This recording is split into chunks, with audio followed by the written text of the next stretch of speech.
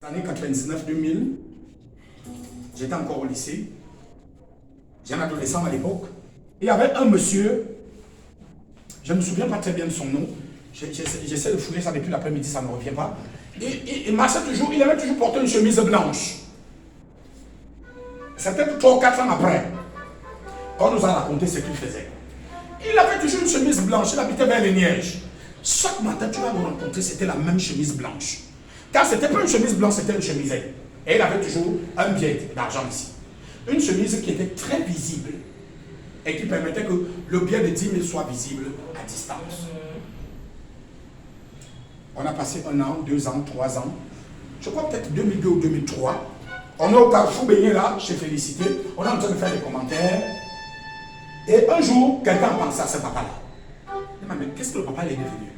On dit que non, il avait déménagé, soit il était allé où là, il allait avoir des problèmes là-bas, et ainsi de suite, et ainsi de suite. On a dû le mettre en prison. Et c'est là que quelqu'un souffre. Est-ce que vous savez pourquoi il portait toujours une chemise blanche? Félicité m'a bel et bien dit non. Il dit que le billet de 10 000 était un billet de 10 000 travaillé. Hey. Dès qu'il t'aborde, toi la femme, il n'y a rien à faire. Vraiment. Dès que ton regard se pose sur ce billet de 10 000. Yes. Je vous dis que c'était un habit que je ne parvenais pas à comprendre. Un blanc comme celui que je le fais sans répondre. Oui. Mais avec, vous savez, les anciennes chemises à l'époque, avec une petite poche ici. Oui. Et c'est toujours à cet endroit qu'il avait un billet de 10 000.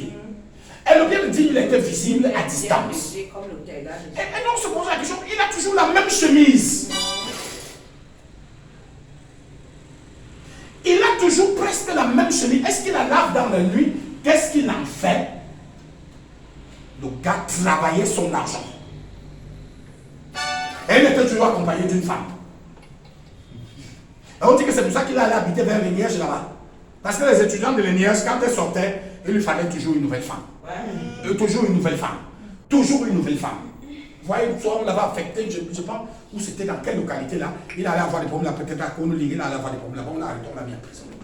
Avec une mineure. Voilà quelqu'un qui balade avec un argent ésotérique sur lui. Et qui vous soumet à une volonté qui n'est pas la vôtre. Parce que l'argent ésotérique est comme une sorte de drogue. Oui. C'est-à-dire, vous n'êtes plus dans votre volonté réelle. Et la personne fait de vous tout ce qu'elle veut.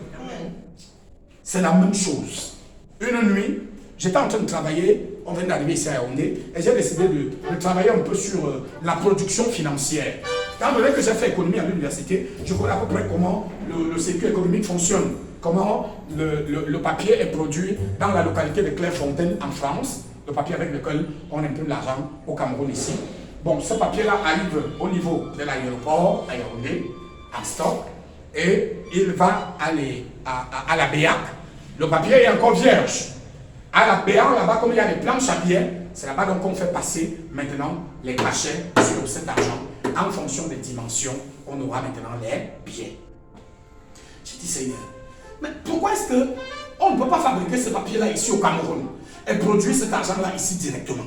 Ou alors pourquoi ils ne peuvent pas produire ça là-bas directement et ils viennent seulement avec les stocks ici pour stocker? Et pendant que j'étais en train de travailler dessus pour prier et tout comme ça, le Seigneur ouvre mon esprit.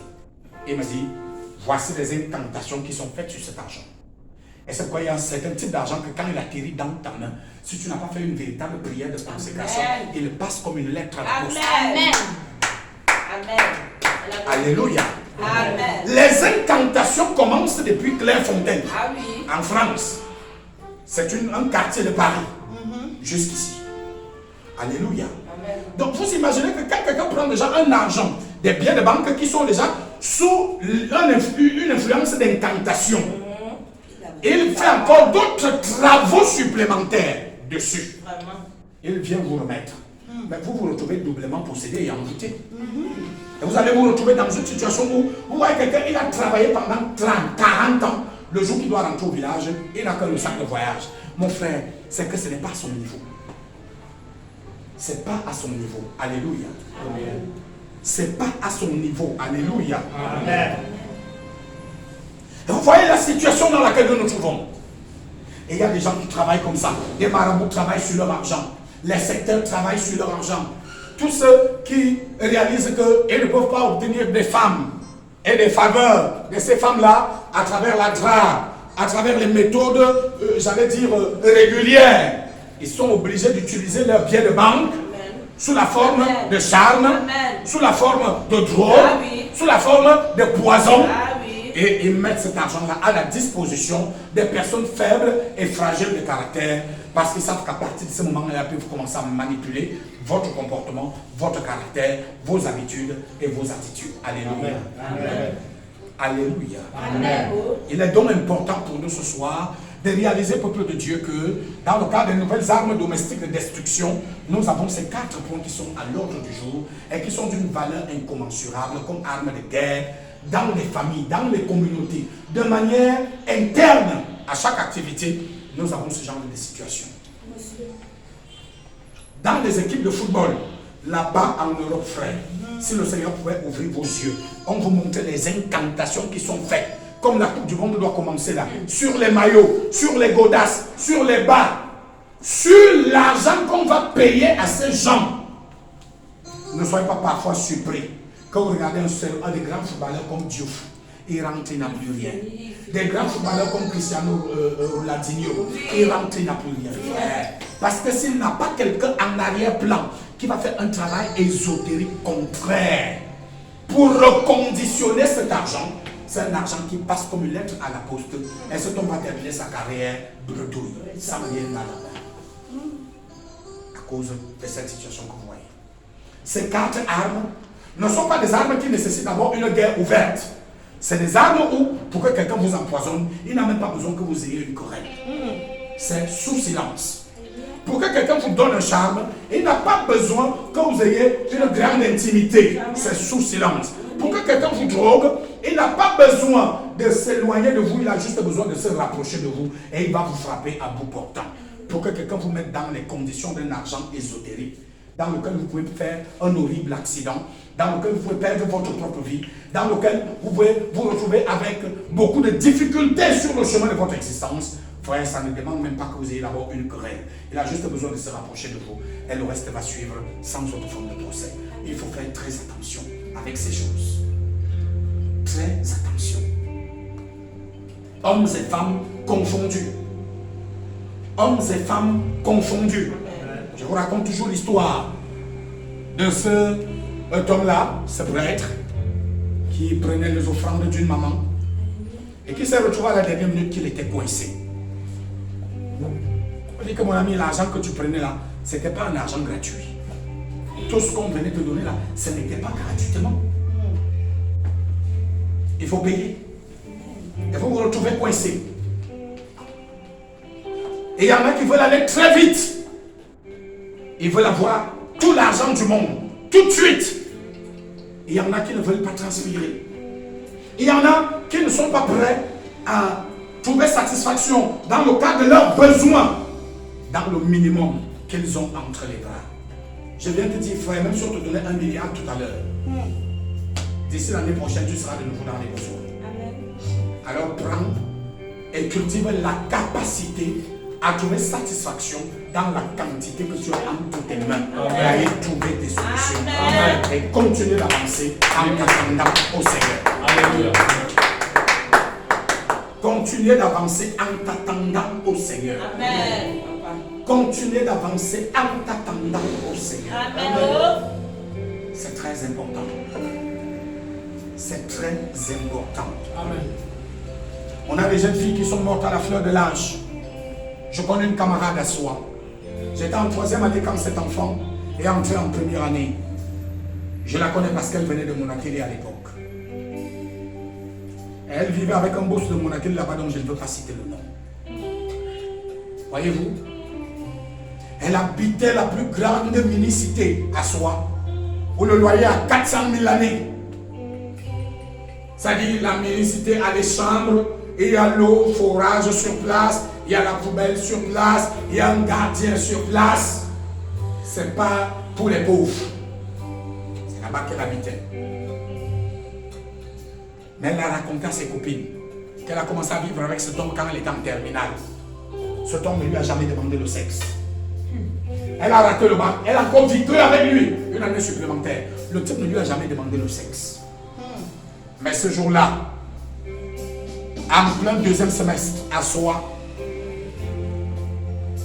le type l'a appelé au téléphone. Elle lui a demandé de le retrouver ici à Yaoundé. Elle a dit à ses copines qu'elle partait. Elle s'est tellement bien préparée ce jour-là. Elle a dit à ses copines que le type avait été tellement érotique au téléphone au cours de ces derniers jours qu'elle pense que c'est le moment de leur grand rendez-vous. Quand elle est arrivée à l'hôtel, ils ont causé, ils ont bu un peu. Le type a sorti un plat de sa mallette. Et voilà encore des événements de 2006. Il a posé sur la table. Il lui a dit, j'ai rien à foutre avec toi. Tu défectes sur ce plat, c'est tout ce que je te demande.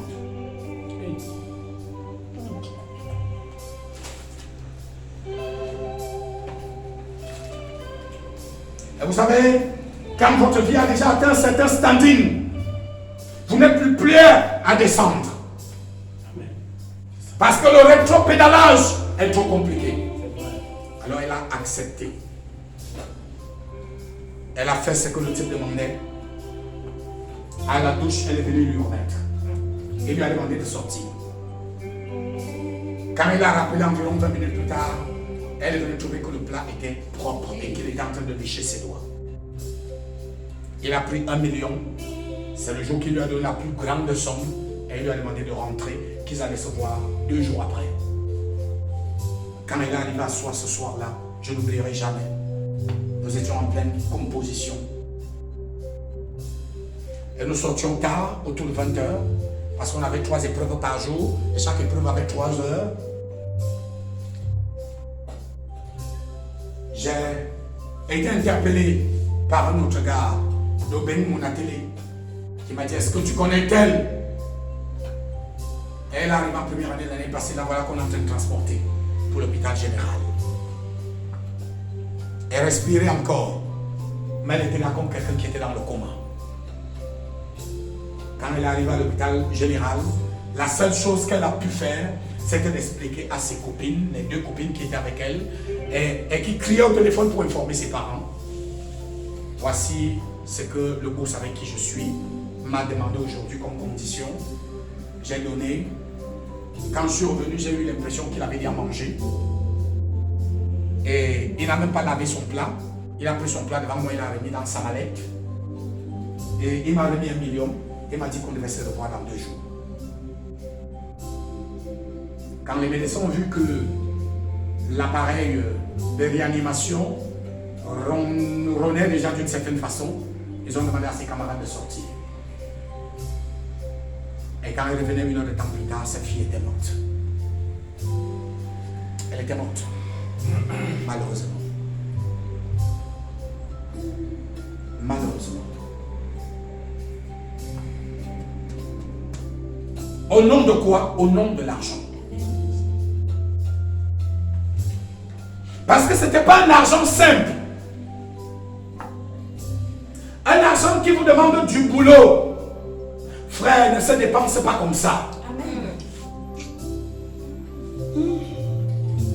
Déjà, c'est un argent où il y a des périodes où vous êtes au top, il y a des périodes où vous baissez, ainsi de suite. Il évolue un peu en dents de scie. Vous voyez quelqu'un qui est au sommet, rien que des paquets tous les jours. Mon frère, il y a un problème. Alléluia. Il y a un problème.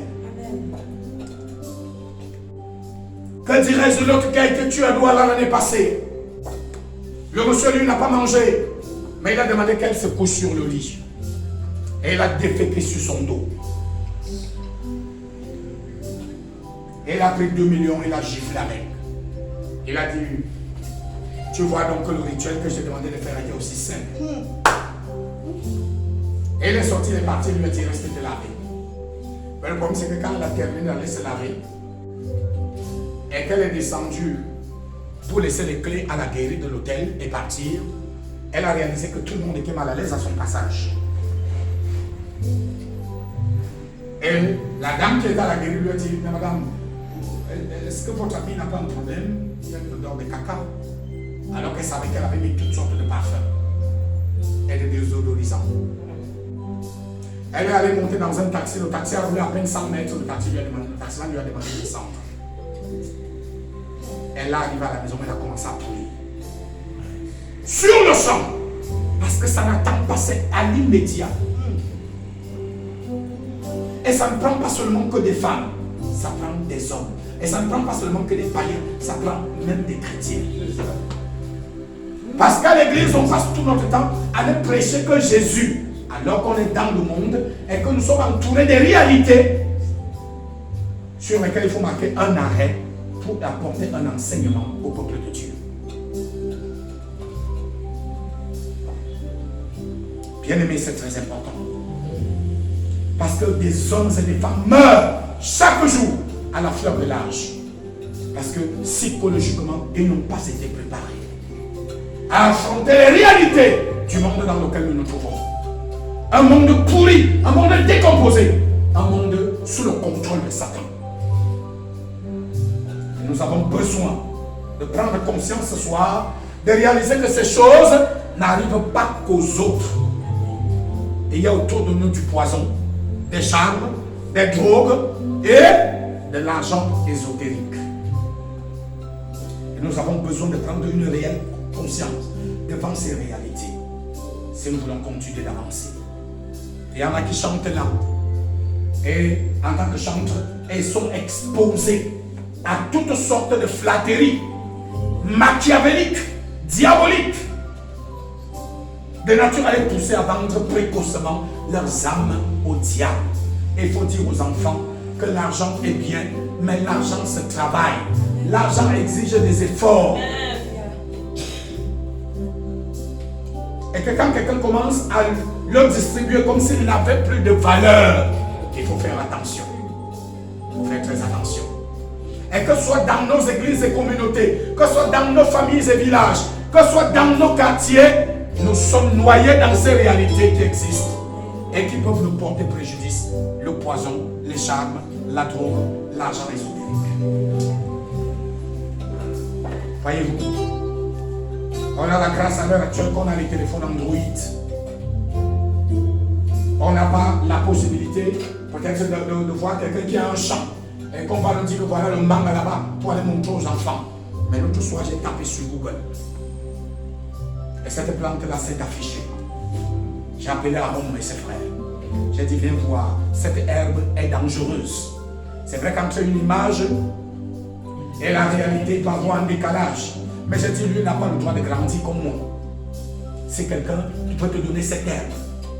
Qu'elle soit à l'état fraîche, qu'elle soit sèche, ne la mange jamais. C'est une mauvaise drogue. Si tu vois même l'un de tes camarades avec ça, cours pour donner l'information à ta maîtresse. J'ai retapé et je suis tombé sur l'autre qu'on appelle la cocaïne, à la forme plante encore, pas la forme poudre blanche que nous voyons, qui est déjà le produit fini. Je lui ai dit, cette herbe, on l'appelle tel nom, elle est très dangereuse, il faut faire attention. Si tu vois quelqu'un avec ça, il ne faut pas consommer, il ne faut même pas accepter de t'approcher d'une telle personne. Si nous ne faisons pas ce travail de préparation, bien aimé, on va se retrouver avec des situations encombrantes entre les bras parce que nous n'aurons pas compris que nous sommes dans un monde qui est méchant, un monde qui est mauvais et que l'ennemi n'attend qu'une faille pour frapper n'importe où et n'importe quel moment afin de faire du mal. Que ce soit dans les foyers, que ce soit dans les familles, que ce soit dans les deuils, que ce soit dans les fêtes, que ce soit parmi les amis, que ce soit parmi les frères dans les églises. À l'heure actuelle, le poison fait des ravages. Il y a un apôtre au Cameroun qui a été tué il y a à peine 2 semaines, des suites de poison. Le général John Locandé m'en parlait sur son réseau. Bon, moi, je ne connaissais pas cet apôtre-là. Il vivait pratiquement à Douala. Il était empoisonné. Et il en est mort. Ce poison ne venait pas de sa famille. Il ne venait pas de ses amis. Il venait de l'église. Il faut faire très attention. Il faut faire très attention. Il faut faire très attention. Amen. On est dans un environnement négatif, dans un environnement nocif. Voyez-vous, la dernière fois, nous étions à l'aéroport international de Garoua. Et je lui disais à l'oreille, veille sur ta valise, veille sur ton sac à main.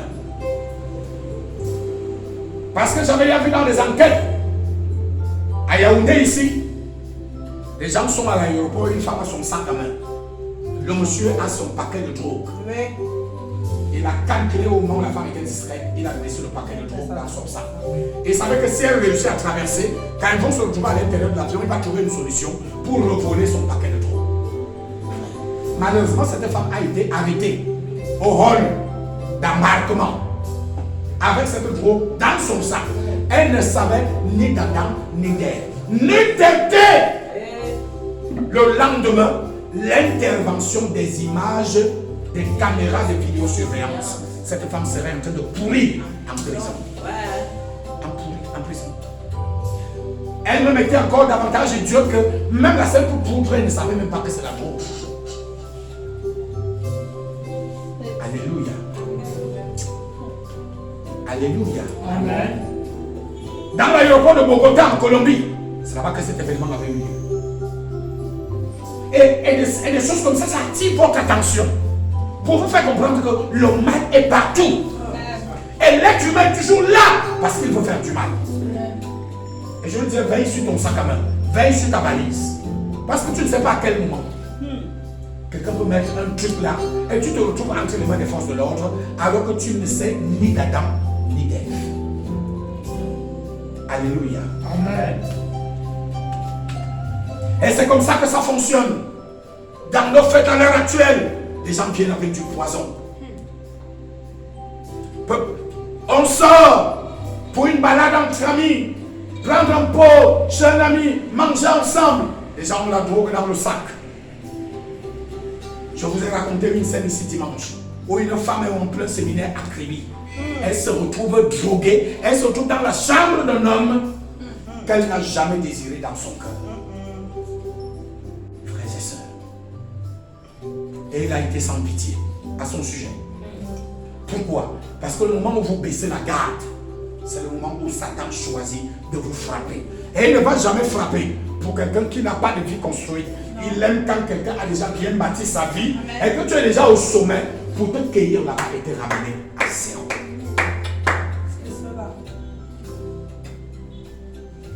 Te cueillir là-bas et te ramener à zéro. Et c'est voilà comment le monde fonctionne. Et les gens vivent parfois avec des traumatismes pendant des années.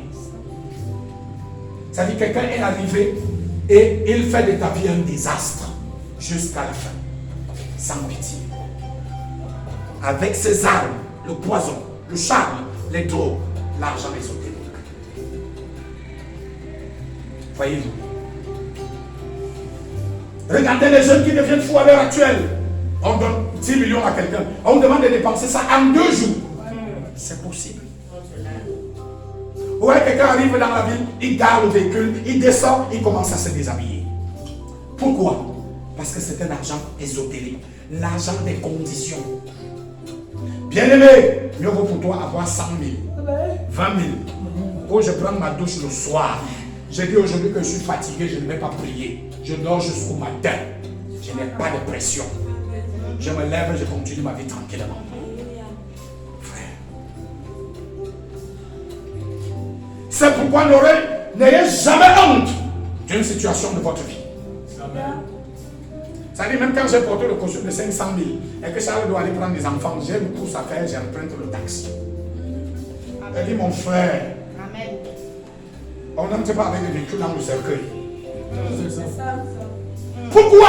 Parce que je veux être moi-même. Amen. Frère, je veux être moi-même. Parce que je suis libre. Je dors en paix et tranquillement, sans condition aucune. Amen. Alléluia. Amen. Alléluia. Amen. Est-ce que quelqu'un est avec moi ce soir? Amen.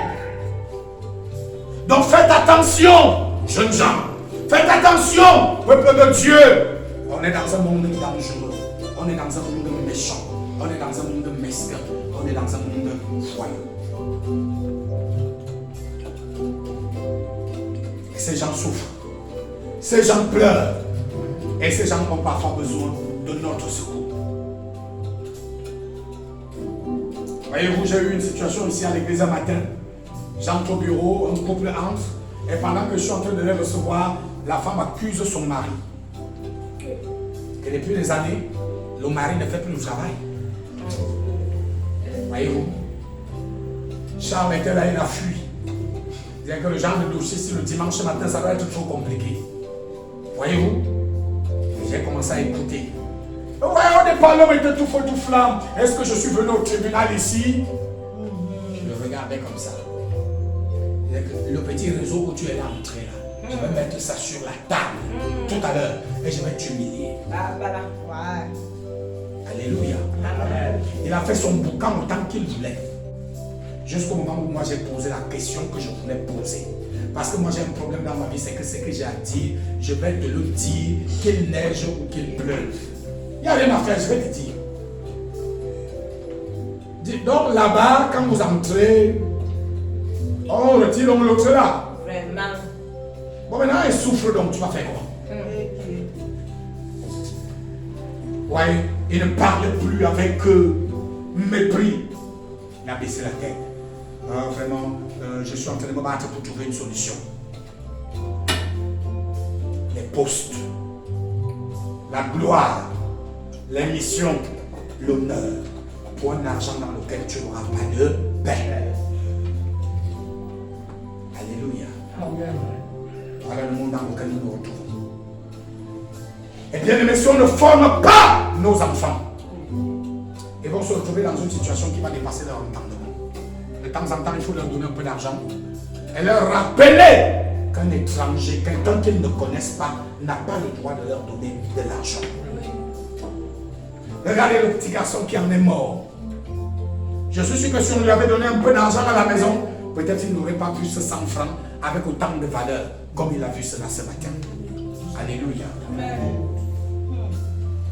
Parce que l'argent ésotérique n'est pas une histoire à dormir debout, c'est une réalité. C'est une réalité. Amen.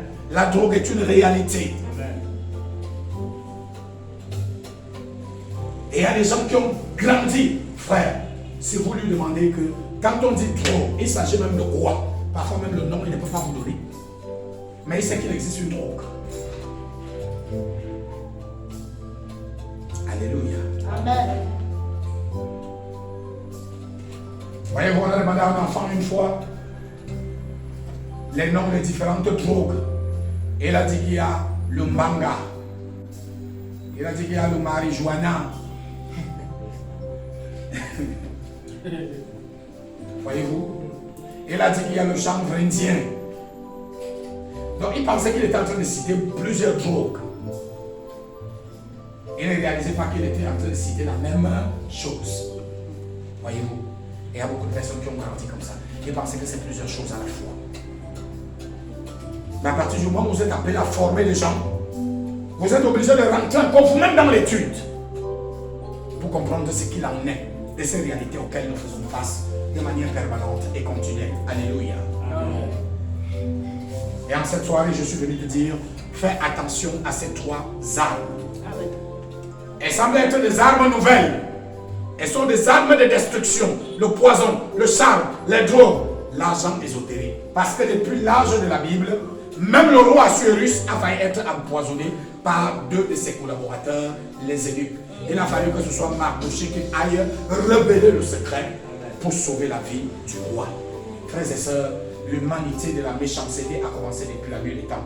Et cela ne va plus changer que lorsque le Seigneur Jésus reviendra pour juger les vivants et les morts et pour régner avec son Église à travers l'humanité tout entière. Tant qu'il n'est pas revenu, le mal va aller s'accentuant.